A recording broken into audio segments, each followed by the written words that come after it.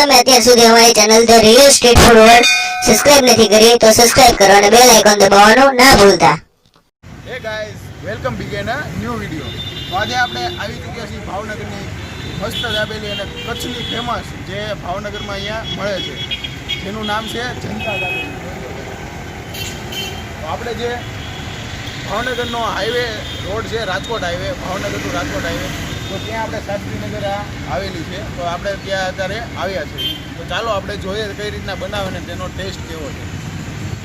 તો અહીંયા જનતા કચ્છી દાબેલી, તો રેગ્યુલર દાબેલી છે ₹15 અને બટર દાબેલી તેમાં પ્યોર અમૂલનું બટર વાપરવામાં આવે છે અને તેના ₹20 છે. તો આ ભાઈ અમને કીધું કે અમે પ્યોર સિંગ તેલમાં તે દાબેલી જે આવે તે તળીએ છીએ. જો તમને સિંગ તેલ સિવાયનું બીજું તેલ તમને એમ લાગે તો અહીંયા જેટલી દાબેલી વેચાય એટલી ફ્રીમાં, એવું એ ભાઈ કહે છે. અને સાચું, એ ભાઈ સિંગ તેલ જ અહીંયા વાપરે છે અને પ્યોર અમૂલનું બટર વાપરે છે. જો તમારે અહીંયા સારી અને સસ્તી દાબેલી ખાવી હોય તો અહીંયા એકવાર જરૂર ખાવા આવજો.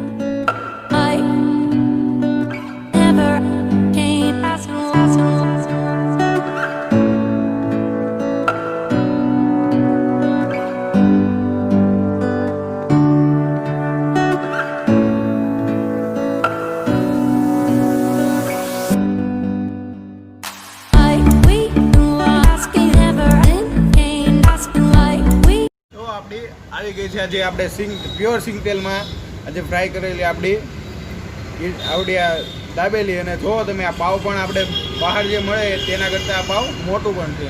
જો તો ચાલો આપણે ટ્રાય કરીએ.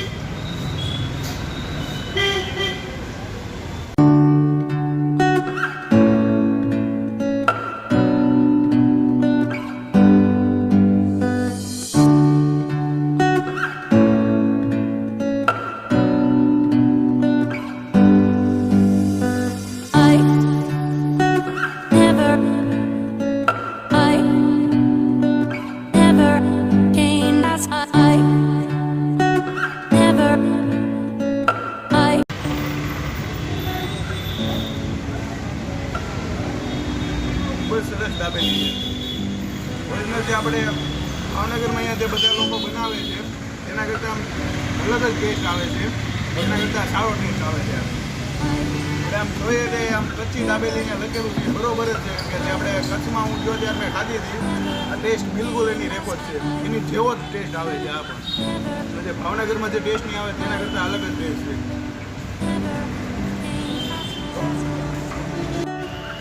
આ આપણે આવી ગઈ છે બટરમાં તળેલી દાબેલી. આપણે જે બટરનો ઓર્ડર આપ્યો હતો આ બટરવાળીના ₹20 છે અને આપણે પહેલાં જે ખાધી હતી તેના ₹15 છે. આ પ્યોર અમૂલના બટરમાં ફ્રાય કરીને આપે છે. તમે જુઓ પાવ, આનું પણ જમ્બો પાવ જ આવે છે, જે આપણે બહાર રેગ્યુલર મળે ત્યાં મોટો પાવ છે. તો ચાલો આપણે ટ્રાય કરીએ.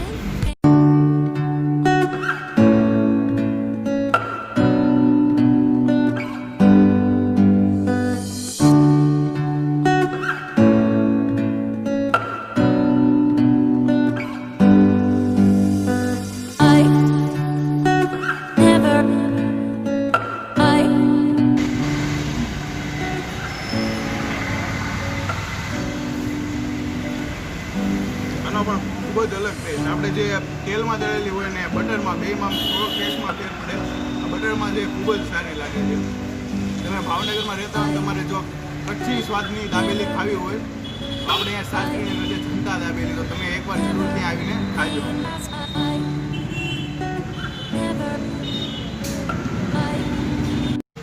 તો તમારું નામ? મહીદીપસિંહ ગોહિલ. તો આ તમારે જે આ દાબેલીનો તમને વિચાર કઈ રીતના આવ્યો આ બોલવાનો?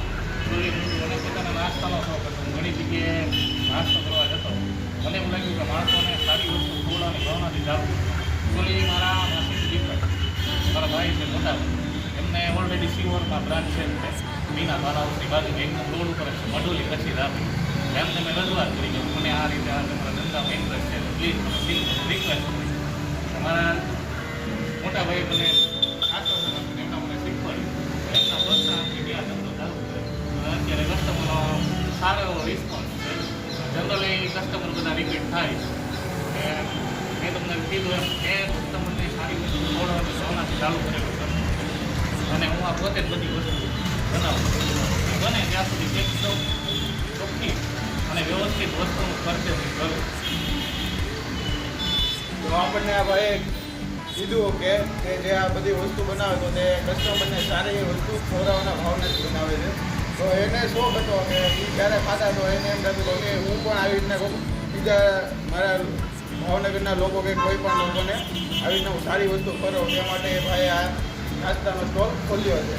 અને જે આ સ્ટોલ ખોલવા માટે જે પોતાના ભાઈ છે જેની બીજી બ્રાન્ચ છે તો ત્યાં સિહોરમાં જો તમે સિહોરમાં રહેતા હોય તો ત્યાં જરૂર ખાવા જો મંજૂરી કચ્છી દાબેલી એનું નામ છે. તો આ ભાઈ ત્યાંથી તેના ભાઈ પાસે ત્યાં શીખ્યા છે અને તે કોઈ પણ કારીગર કે કોઈ પણ બીજા લોકોને તે કામે નથી રાખતા બનાવવા માટે તે પોતે પોતાના હાથે જ બનાવે છે. ચટણીને એવું બધું હાથે બનાવે છે કેમિકલ વગર પ્યોર સિંગલમાં આપણને દાબેલી આપે છે.